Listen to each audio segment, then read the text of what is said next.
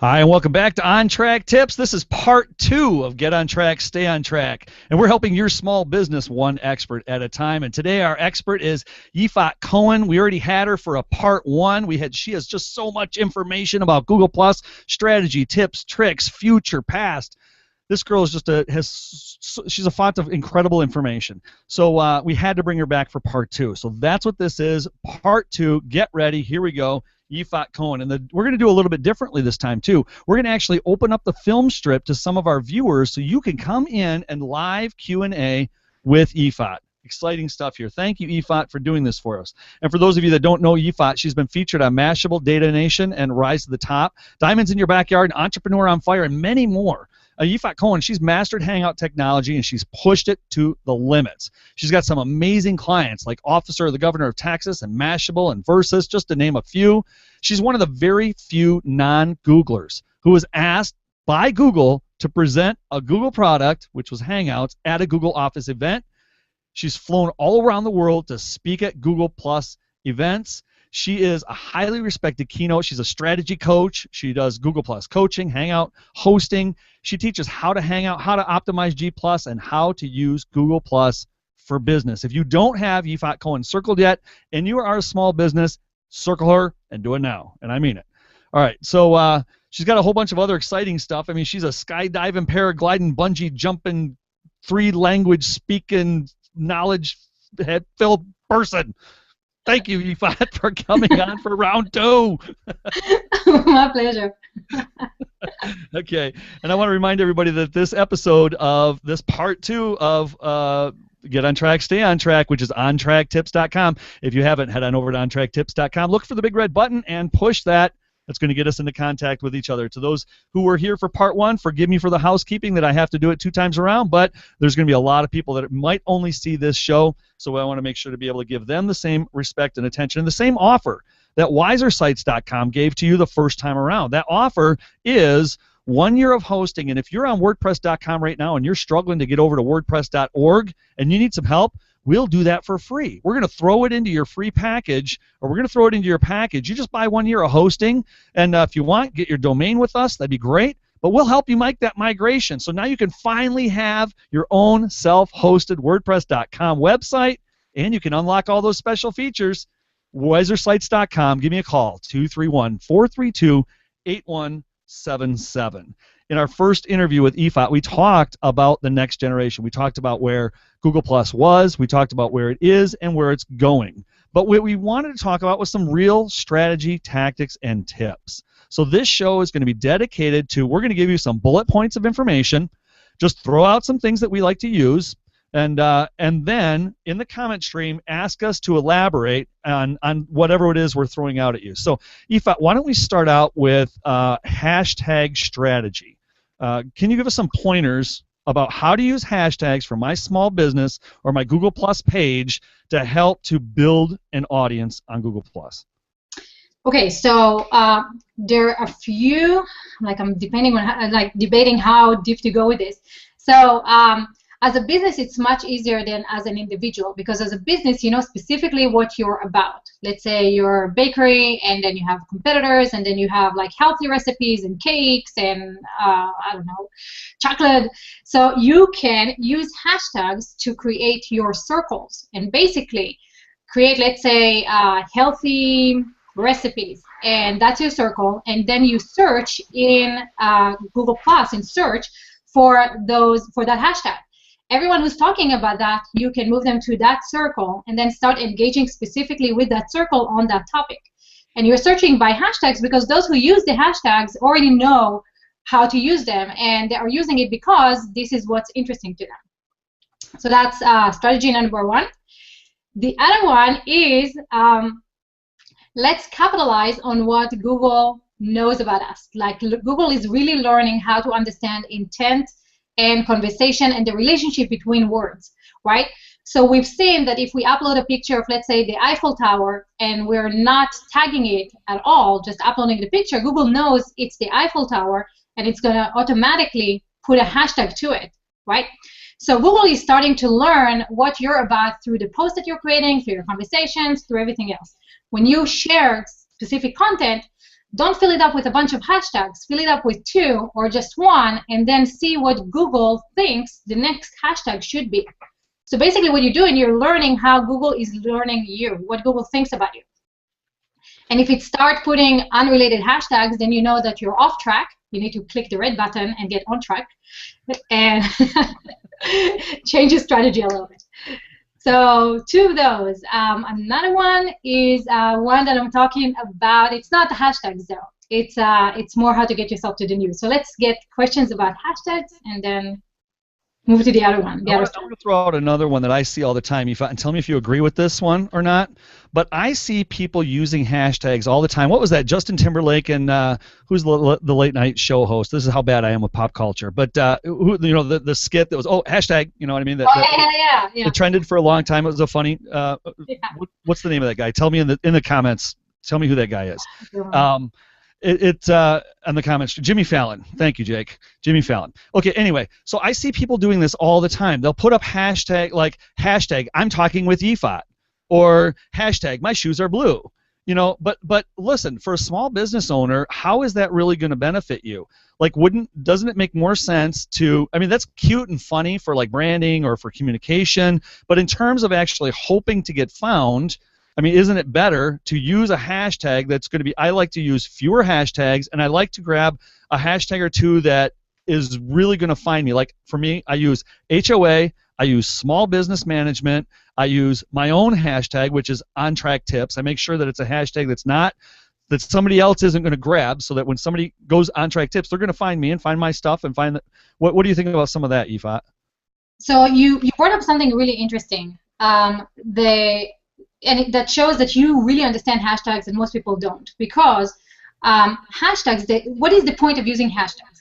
Let's start with that. What's the point of using hashtags? Right. The point is to find a conversation on a specific topic. If you have 10 million hashtags in a 3-sentence post, it doesn't relate to anything. It doesn't help anyone. So what Jason said about having a hashtag that is just you, that kind of like brands you, that allows you to build a conversation around your business. So do use something that is very personal to you, that only you use. And those hashtags, because Google is connected to everything, they are found on all of Google's services. So if someone puts on-track tips, hashtag on-track tips in Google search, they're going to find all the conversation, the YouTube videos, the events, the posts, everything that Jason is using. If they put small business, they're probably going to find a billion other people. So you want your audience to associate you with one thing.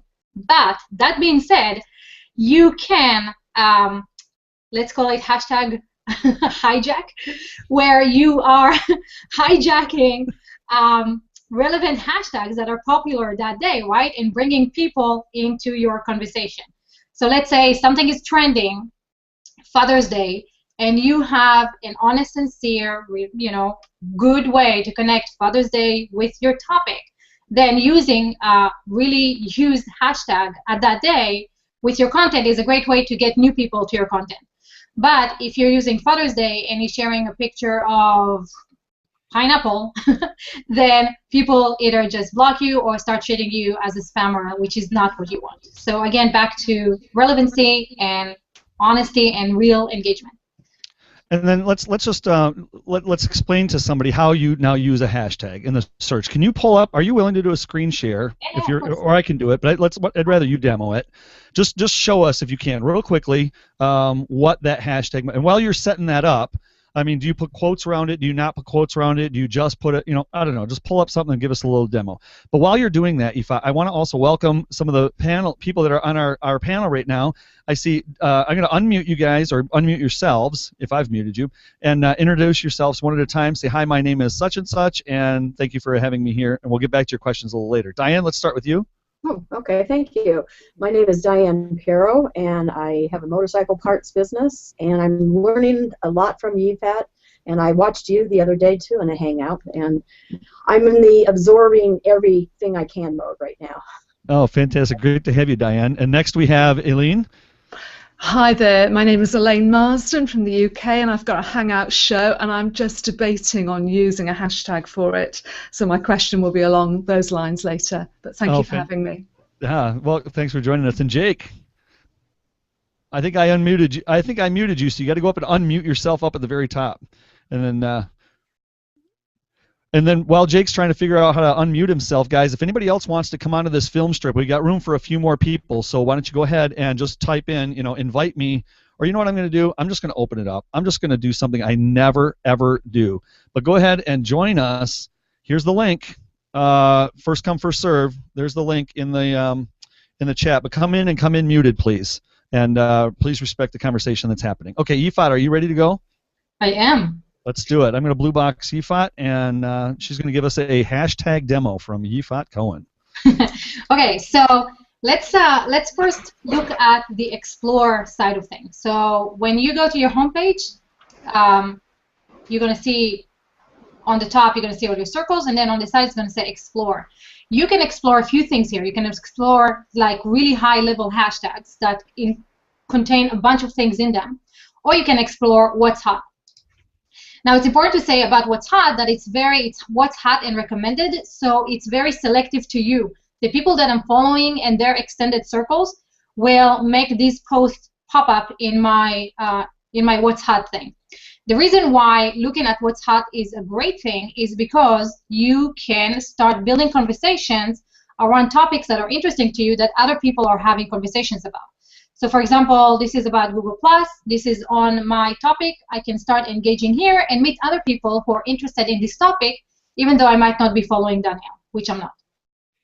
So that's the what's hot. The what's hot, if you get here, you will get exposure to a bunch of people worldwide. That's one. So going back to explore, if we are looking at, let's say, science, now you see that there are like lower level hashtags. Like Google starts breaking it down, right? So science, and then it's like space is related to science, and NASA is related to science, and astronomy, and we can keep drilling down and down and down until we get to our own thing. What happens is when Google starts learning who you are, they start connecting hashtags to you. So with my name, all these things are now connected to my name. So if you're looking at business or Mashable or Hangouts on Air, Google relates them to my hashtag because these are hashtags that I use. This is the topics I'm writing about, and this is usually what people who shared, apparently, this was the 3D viewing in Dubai. So you can look at this and know what Google knows about you. And if there's anything here that Google, like let's say, they start connecting you with something that has nothing to do with you, love and relationship, for example, you need to know that you need to change the tone and what you're writing about on Google. And this is how you build your authority. Google needs to know what you are an expert in, and looking up your hashtags will do that. But also, this means that eventually, the more you share and the more information that's being shared with your post and these hashtags, when someone is looking for innovation, your name might show up here. And that is a great indication that Google is now connecting you with a high topic and you are an expert in that topic. So to become an expert in the topic using hashtags, use a specific hashtags that you want to be connected with your name and your posts. Does that give you a lot? You are muted. I am muted. There we go. Thanks, Yifat. Okay, so for our podcast listeners, of course, this is a product demo, so you're going to have to head on over to the event page to be able to see what exactly Yifat showed us. But we're looking at a Google Plus page right now, where she has a number of tabs across the top. You're going to have to come over to the event page to see this product demo, but it's amazing stuff she just showed us. Now let me show you something else, actually, Jason, for a second. Yes, please. You see these hashtags here on the side? You see they're blue. You see right here, this guy, I can't pronounce his name, but he did not put any hashtag in here, and yet Google knows to connect him to innovation. So spamming your post with a bunch of hashtags is unnecessary because Google understands the content of your posts. Even if you don't put any hashtags, they already know. So one strategy is, see the difference? These are gray hashtags, and right here they're blue. The gray ones are the one that the user added to the post, right here. The blue ones is the related one that Google added. So remember I told you before, use 2 hashtags and see whether Google adds a third one, because usually they have 3 hashtags right here on the side. And this will allow you to know how Google is reading your post if they need to add anything. But also, when people are click on these hashtags, I don't know if you guys haven't seen this, you can scroll through the topics of that specific hashtags. And that is a way for people to discover you as well when you are associating yourself and your content with a specific hashtag. And it's important to note here, look, guys, for using hashtags, the first question you want to ask yourself, you're a small business owner, who's using hashtags? Other people that know how to use hashtags. So, think about this. Even if, so you want to make yourself available to those people that understand these strategies and are using these strategies because they're business builders, they're marketing directors, they're people that you want to get your face in front of. So you want to optimize to be able to communicate with them. That last thing that you showed us there, Yifat, where Google had chosen 3 for us. Now that's one thing I would suggest is always put in at least one hashtag, so that, because I've had it before where Google has, as good as they are at predicting things, sometimes, I was talking about e-commerce and shopping, and I just joked about my wife's dress, and I got hashtag dress. So they don't always get it. They don't always get it right. So no, but they learn from you. So this is actually where the big brother kind of thing is good to use on your side, right? Like, okay, Google is learning. Let's teach them, and then you can teach them how to look at your business. So by correcting them, right, we can edit our post. There's no mistakes on Google+, right? If you make a mistake, you can come back and edit. So if you edit your post, Google learns from that. If you speak to your phone, Google learns from that, right? So everything that you do, all your interactions with Google, they're learning who you are, your cyber identity, and they build your persona. And that persona is what's going to be shown in search for your business when people are searching for that content. And I want to throw in a plug here real quickly for my buddies over at Steady Demand. That's Ben Fisher and Stepan Avnanian, Dustin Stout. I know they've got a whole team over there, but they have a fantastic tool that will help you look at and manage some of this hashtag and see how that's affecting your engagement on your page. Okay, we've really covered a lot on hashtags. We're going to be coming up on the halfway point. I want to give Jake, did you get your mic working? Yeah, I did. Unfortunately, it's the issue with the Safari. Sometimes you can't click, and lately I found the links at the bottom of Hangouts. In Safari, you click on it, it goes up and down, and you can't click it. So, I'm back. My name is Jake St. Peter. I am in Raleigh, North Carolina. Yifat, it's a pleasure to meet you. I have been following you for quite some time and looking forward to being a part today.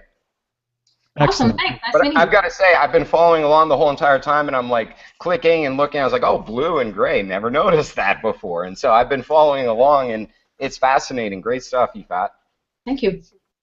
And Brian Shea on the topic, I don't have comment tracker going right now, so I'm just going to have to call out these comments. But Brian is asking, is there a way to unlink from a hashtag or a topic and add a new link?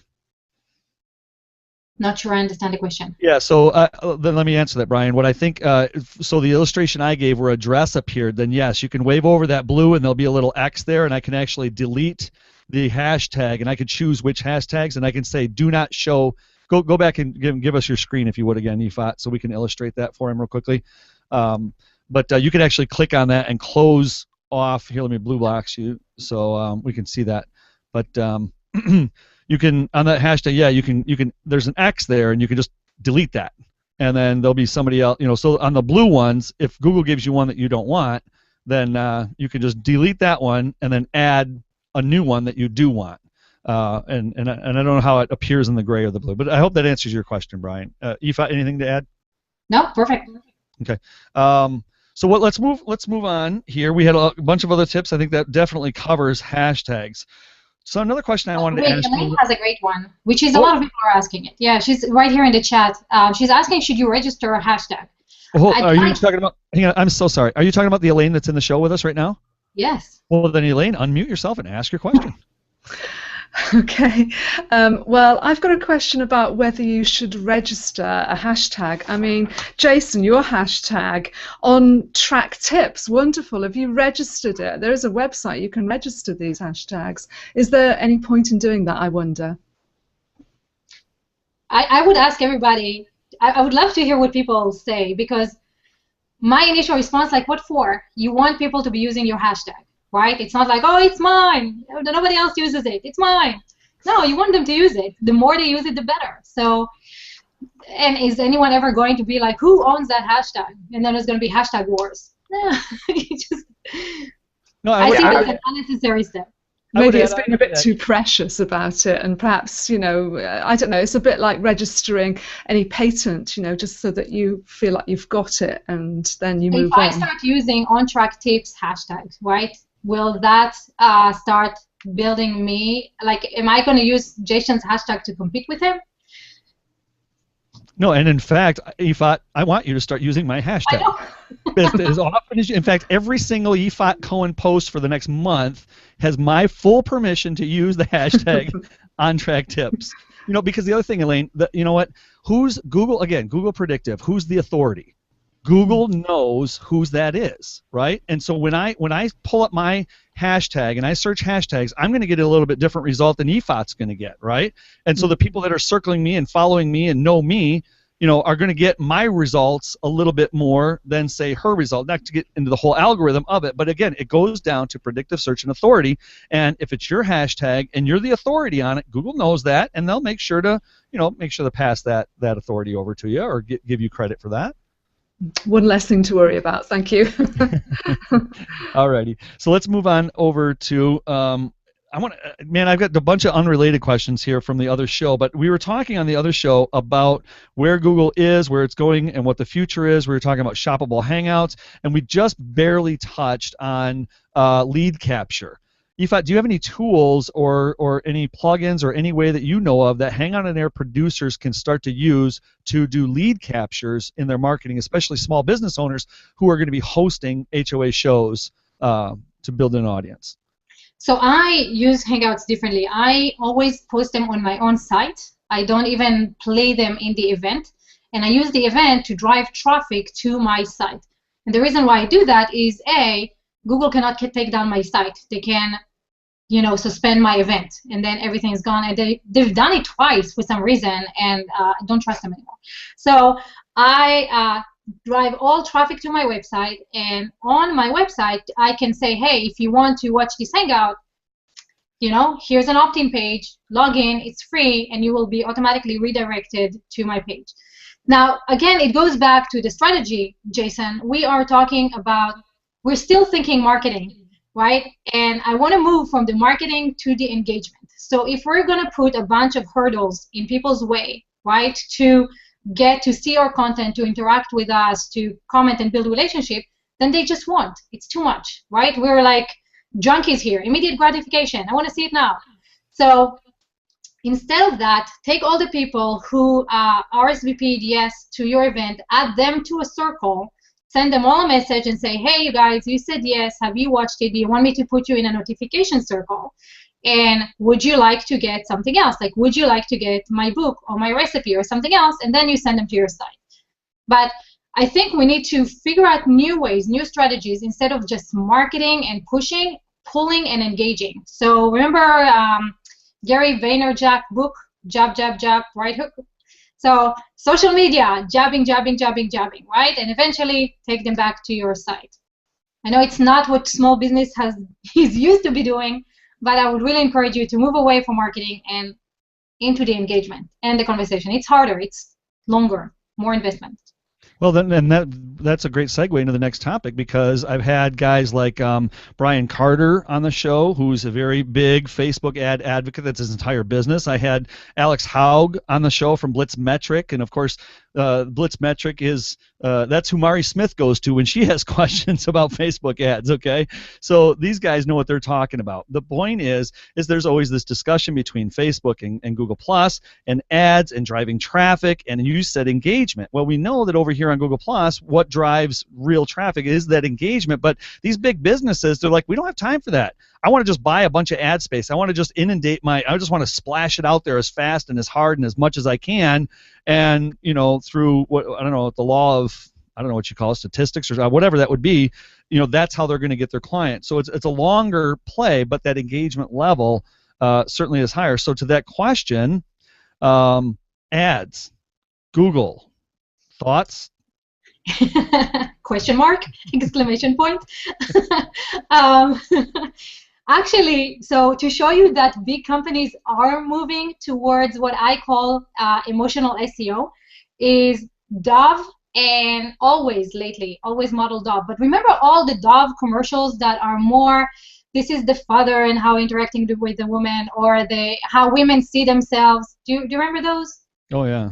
Right? And Fantastic. how many shares, right? And how they touch your heart. It has nothing to do with dog, you know, or nothing, right?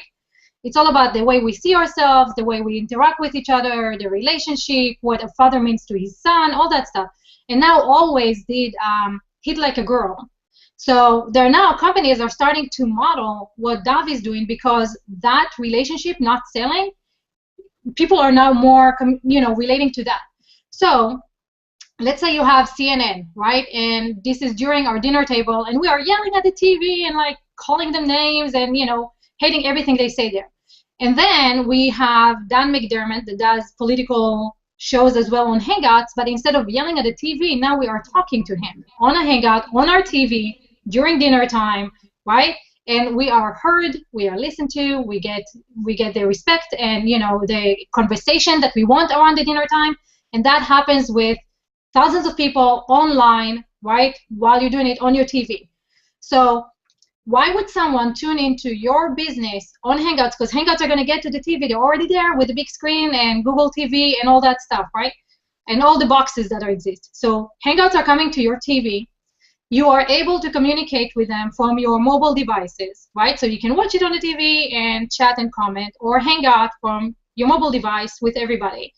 Why would I tune into you and not CNN? Why would I tune to CNN and not you, right? If I have the same thought leaders, if I can talk to you face to face and ask you questions, why would I not listen to you? So I see the way we're going is not going to be marketing and big companies just throwing stuff at us, because DVR proved that we're not going to stand for this.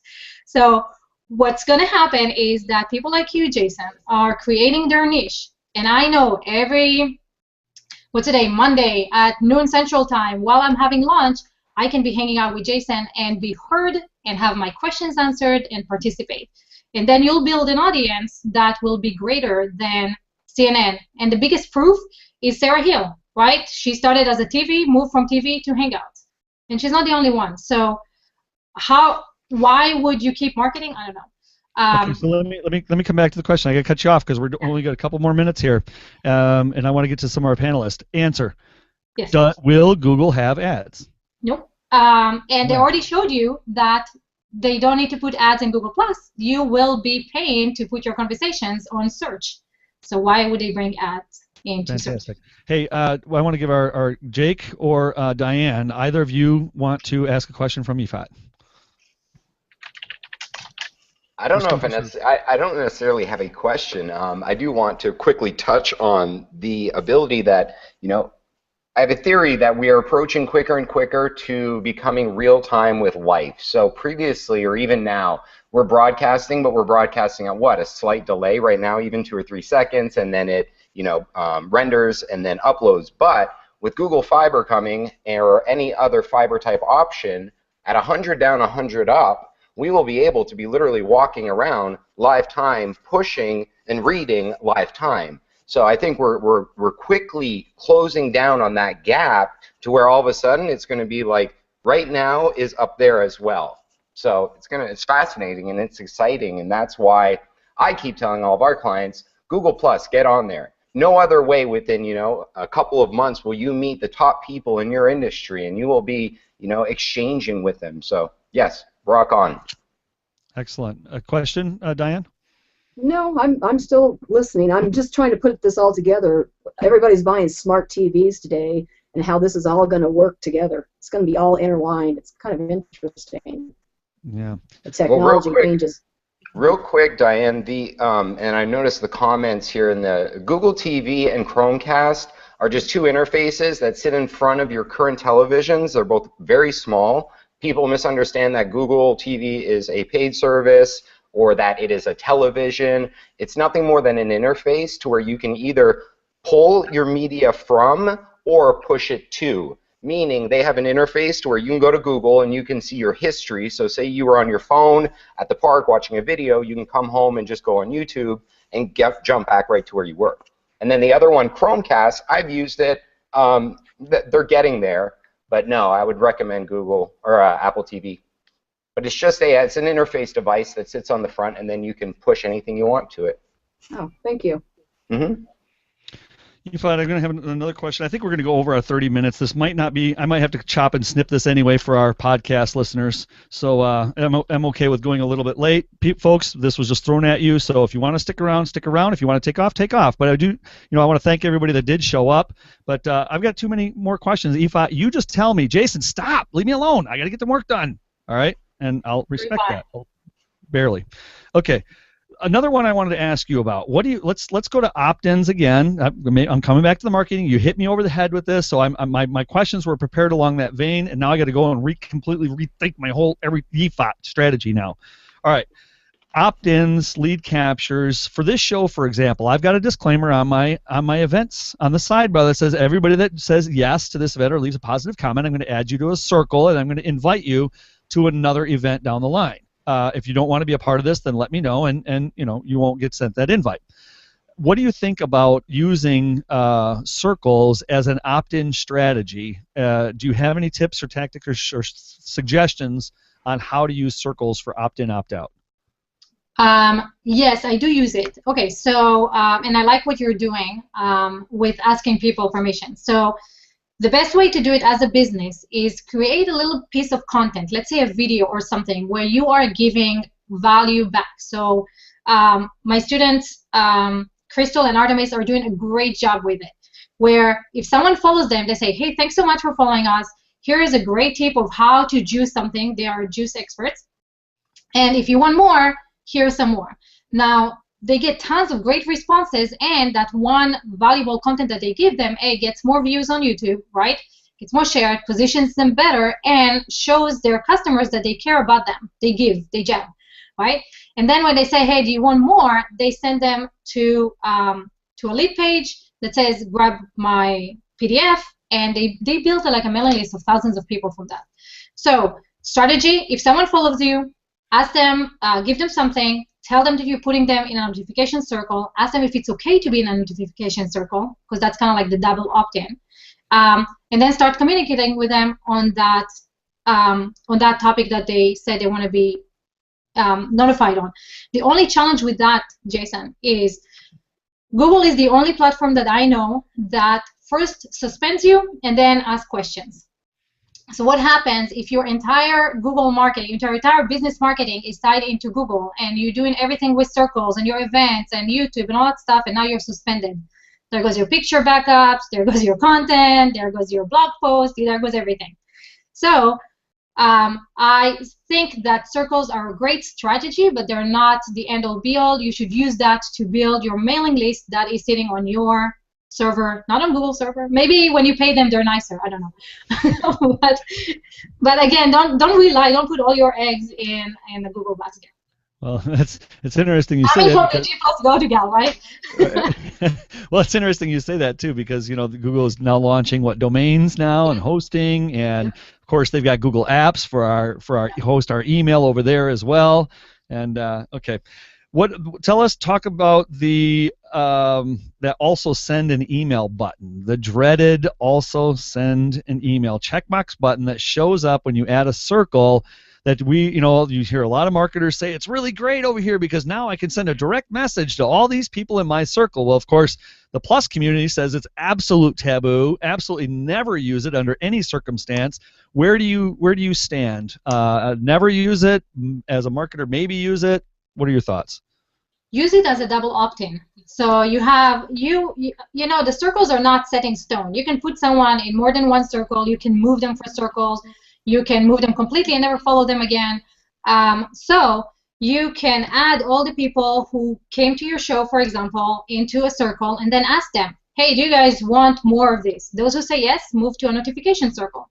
And then you email them. You say, hey, guys, do you want to get an email when a new show comes out? And if they say yes, move them to an email circle. So it's all about circle management. And I would not send an email to people who I have not given me permission, A, because they can block me, and B, because the way Google now has their settings, they might not even see it. It might go into their social tab in their Gmail. There's no point. So unless people tell you they want to hear from you, don't bug them. The Yeah. better way to do that actually would be mentioning, and that's how you build a relationship rather than the marketing. So if I mention Jason and I say something nice about him, he will get a notification that I mentioned him. He's going to come to my post, read my content, see what I said about him, and then maybe read my about page, so fill that out, and a relationship will develop. But yeah, unless they tell you I want to hear from you, don't bug them. I absolutely love your answer. That's what @ mentions are for, right? And I love the idea that, you know, I do use that button every now and then, and very, very carefully. But it's a great button for those people that have said, yes, please share this with me. Then it's okay. They've specifically said, I want to opt into your blog post, or I want to opt into, and they want to hear from you. And then use that. Hey, I don't see a whole lot of more questions on the stream right now. Dynavite's asking, is that your background, Yifat? Is that real? Because she can't help but concentrate on your lovely sea view. I'm in Texas, so Put it together. It's a great little. I'm gonna have to pick your brain on how to broadcast from your studio. So I will actually. Okay, so let me tell you something. I'm using green screen, and a lot of people see this and they're like, "Oh my God, I want to do the same thing." I would caution you to think really hard on why and how techy are you, because Google continuously changes their software and they continuously reprogram stuff. And if you are not techy and you don't want to mess with the technology, build a really nice studio like Wade just did. Wade was going this route, and I was like, no, go the other way. So it's cheaper, it will stay there forever, regardless of what Google does to their software, you're still looking good. Unless you're super techy, then I would really caution you not to do that. Hi, Dustin. hey, who's this guy? Dustin, on my screen. Hey, we're just getting ready to wrap up here, but Dustin, I'm sure you have a question for Yifat, but Yifat, before we go, I've got a couple quick ones here. I'm a small business owner. Hangouts on air. Do I absolutely have to start using these things, or at least absolutely start to look at them closer? It's not a yes or no. It's part of a big strategy. Mm-hmm. So what is your end result? Right? Are you building your own YouTube channel? Are you trying to build authority, or you just want to talk to people? Sometimes opening just a regular hangout, to your followers and stuff will be better for you in terms of building a relationship. So it's really the big strategy, not just like either or. Right. So if you have a strategy, though, Hangouts on Air can certainly. You've seen Hangouts on Air working to helping brands build, show increased sales, show better conversions overall, yeah? Especially with now the Shop the Hangout. So I would say build your audience, then do Hangouts on Air. Don't go the other way around. So build an audience that will show up, interact with you, right? Otherwise, it's just a video. What's the difference between a video and a Hangout on Air? Nobody shows up and engages. So. Hey, real quick, a question that I have. How far do you think that we are before we are getting, I guess, more accurate transcriptions for the video SEO side of things? My concern is that how much information in all these Hangouts on Air, but the actual words aren't being transcribed into ASCII kind of like images and text and all that. So do you have any type of suggestion or pointer as to recommendations, annotations, anything like that? It's really interesting because I speak quickly with an accent, so you should see the transcription of my So when Google understands accent, but do you come back through? Do you go back through and add annotations to your things? I don't, but I need to. Yeah, so I agree. Same page. Yeah. It's like I need to, but it's tough, man, to go back through and listen to everything and annotate it, and it's a lot of work. Yep. But to me, it's how much information right now is currently on YouTube that we're not able to search because it's in video and it's not searchable information. If they haven't properly tagged and say Trent Reznor from 9 Inch Nails is talking about something and it relates to, he mentions a reference to, well, I was watching this Hangout, blah, blah, blah, you would never know. If you search Trent Reznor and Hangout, that information would never come through. So there's so much buried information in the platform right now, and I'm excited to see what they're going to do to allow us to be able to search on it more. And but then think about all the stuff that Google is connecting it to, right? So like this Hangout sits on an event with comments and interactions and hashtags, right? So there's things leading into the Hangout that also tell Google what it is about, right?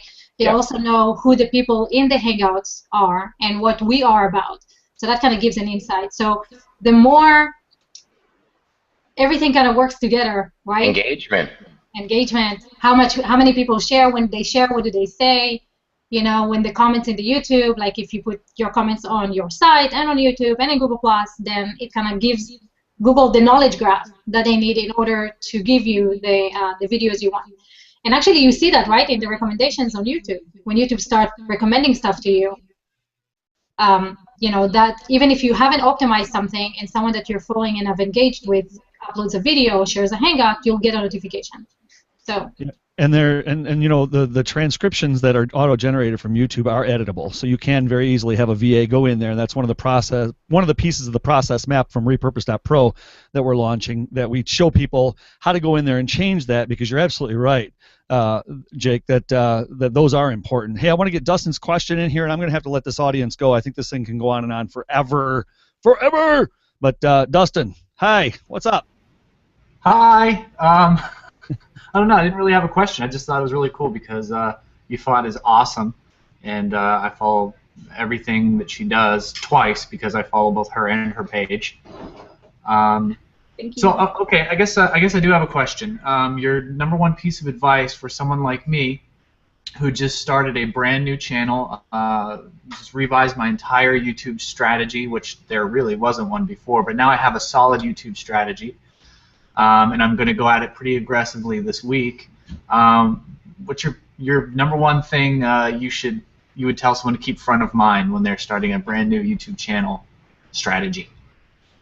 Ooh, I don't know what your strategy is, so I can't even tell you what what to add and what not.